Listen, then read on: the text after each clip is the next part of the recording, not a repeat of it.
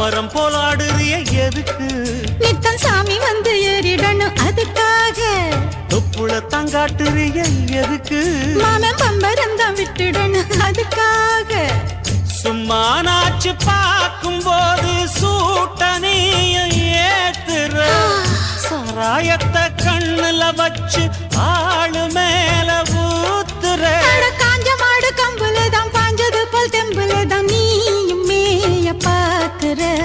மூட்டை தூக்கும் மாமாய் அழகு மான தூக்கலாமா? மாமன் வீரம் என்ன அதத்தான் நானும் பார்க்கலாமா? சங்கதியெல்லாம் தெரிஞ்சும் ஏயா சொதப்புற இப்படி? சங்கதியெல்லாம் தெரிஞ்சும் ஏயா சொதப்புற இப்படி?